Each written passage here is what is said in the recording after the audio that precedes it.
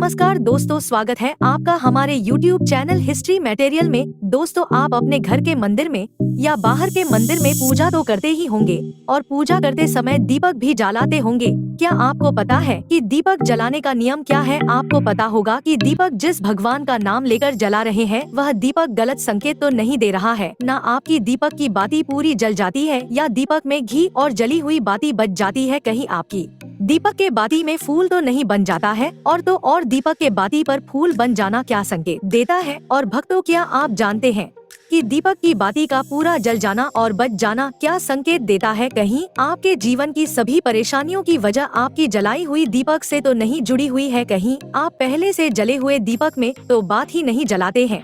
और क्या आपके पूजा का दीपक पुराना है या नया? आखिर कितने सालों से उस दीपक का इस्तेमाल कर रहे हैं? कहीं आपकी भी तो आदत नहीं है थोड़े दिनों के बाद दीपक को बदल देने की? तो दोस्तों, आपको जानकर हैरानी होगी कि आप अपने पूजा घर के मंदिर में दीपक जलाते समय अगर यह गलती करते हैं तो आपको इसका परिणाम भुगतना ही होगा। और दीपक की बाती का पूरा जल जाना और बाकी का बच जाना भी अलग अलग संकेत देता है, जो हमारे लिए जानना बहुत जरूरी है। तो इन्हीं सब बातों को जानने के लिए इस वीडियो में अंत तक हमारे साथ बने रहिएगा। आगे बढ़ने से पहले वीडियो को लाइक जरूर कर दे। तो दोस्तों, जब हम पूजा करते हैं तो हमारा दीपक कभी कभी अचानक से बुझ जाता है और कभी कभी ऐसा होता है कि हमारी पूजा होने के बाद हम उस दीपक को भगवान के सामने जलता छोड़ देते हैं। लेकिन कुछ समय के बाद में दीपक खुद बखुदा बुझ जाता है और उसमें आधी जली बाती और घी बचा रह जाता है। और कभी कभी तो हमारे दीपक की बाती पूरी जल जाती है और उसमें फूल भी बन जाता है। तो इनके अलग अलग नकारात्मक और सकारात्मक परिणाम होते हैं। तो सबसे पहले यह जानते हैं कि अगर हमारे दीपक में फूल बन रहा है तो इसका क्या मतलब होगा? प्रिय मित्रों, अगर हमारे दीपक की बाती में फूल बन रहा है तो इसका सीधा सा मतलब है कि भगवान ने हमारी प्रार्थना को स्वीकार कर लिया है और वह हमारी पूजा से प्रसन्न है। और इसका संकेत वह बाती में बने इस फूल के माध्यम से देते हैं। अगर आपके घर में दिव्य शक्तियाँ मौजूद है और आपके साथ साथ वह भी ईश्वर की पूजा में अपना ध्यान लगती है तो आपकी दीपक की बाती में एक से ज्यादा फूल बनते हैं और कभी कभी साक्षात किसी भी देवी देवता का रूप भी दिखने लगता है। तो अगर आपके दीपक की बात में फूल बन रहा है तो आप सच में बहुत भाग्यशाली हैं। और इसी के साथ दीपक जलाने के भी कुछ खास नियम आपको जरूर जानने चाहिए। दोस्तों, अगर आप पहले से जले हुए दीपक में अपनी बाती रखकर जलाते हैं तो ऐसा करने से दुर्भाग्य आपका पीछा कभी नहीं छोड़ता है। अगर दीपक में पहले से जली हुई बाती की राख या फिर रुई और कलौंजी है और आपने अपनी बाती इसमें रखकर जला दी तो ऐसा करने से भगवान आपसे प्रसन्न होने की बजाय आपसे नाराज हो जाते हैं और आपको इसके बहुत ही भयानक परिणाम देखने को मिलते हैं और आपके बनते हुए काम बिगड़ने लगते हैं। आपकी तिजोरी का धन खर्च होने लगता है और आपके धन आने के सारे रास्ते भी बंद हो जाते हैं। तो हमेशा यह ध्यान रखें कि जब भी आप दीपक जलाएं आप हमेशा साफ सुथरे दीपक का ही इस्तेमाल करें। दोस्तों, इसी के साथ कुछ लोगों की आदत होती है कि वह हर थोड़े दिन बाद अपने दीपक को बदल देते हैं।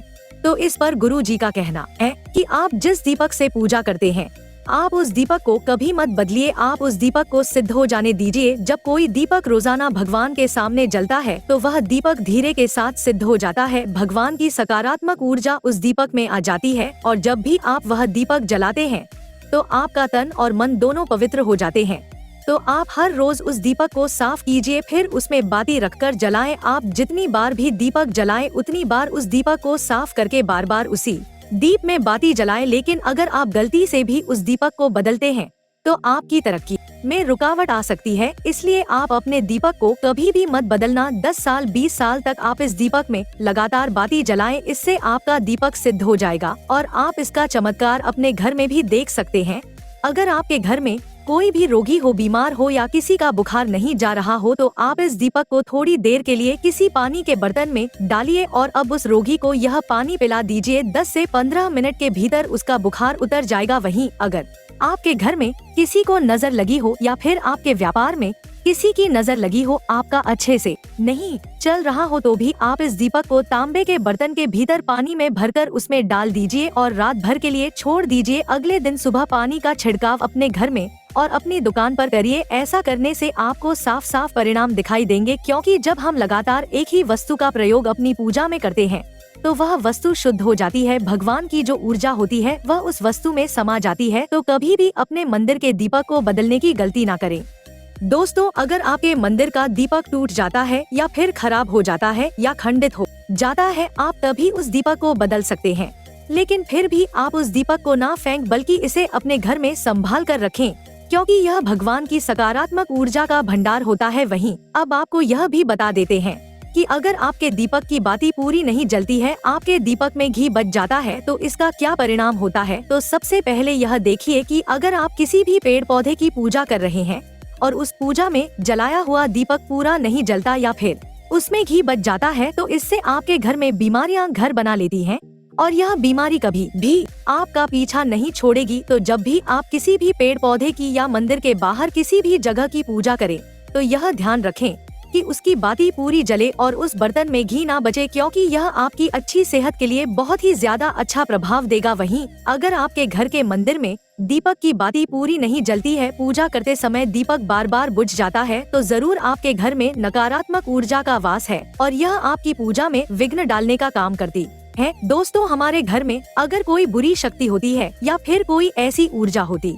है जो यह नहीं चाहती कि आपके घर में भगवान की कृपा हो और आपके घर में सकारात्मक ऊर्जा हो, तो यह आपकी पूजा सफल नहीं होने देती। क्योंकि दोस्तों, एक वातावरण में एक ही तरह की ऊर्जा रह सकती है, या तो सकारात्मक या नकारात्मक, और जो बुरी शक्तियाँ होती हैं वह यह कभी भी नहीं चाहती कि आपके घर में देवी शक्तियों का वास हो। क्योंकि अगर आपके घर में भगवान ने अपनी कृपा की तो उन बुरी शक्तियों और ऊर्जाचल जाना पड़ेगा। तो यह बुरी शक्तियाँ हमेशा इसी कोशिश में रहेंगी कि आपकी पूजा में रुकावटें आएं और इन्हीं के प्रभाव से हमारा दीपक बार बार बुझ जाता है या फिर हमारे दीपक की बात ही पूरी नहीं जलती। तो इस सब से बचने के लिए आपको क्या करना है कि सच्चे मन से भगवान का स्मरण करना है, और जब भी आप दीपक जलाएं तो भगवान से सबसे पहले यह प्रार्थना करें कि आपके आसपास जितनी भी नकारात्मक ऊर्जा हो वह आपसे दूर रहे और भगवान की कृपा आप पर बनी रहे। साथ ही ऐसी शक्तियों से बचने के लिए जब भी आप दीपक जलाएं तो गंगा जल से एक गोल घेरा बना लेने और इस गोल घेरे में दीपक को रखें, क्योंकि दोस्तों गंगा जल बहुत ही पवित्र माना गया है और महादेव का वरदान भी गंगा जल को मिला हुआ है। तो गंगा जल में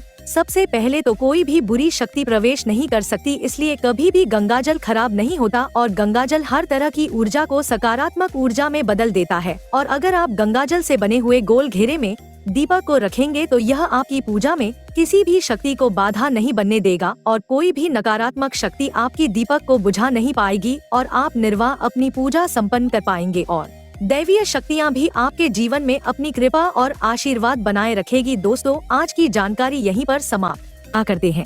जय मां लक्ष्मी जरूर लिखे। धन्यवाद।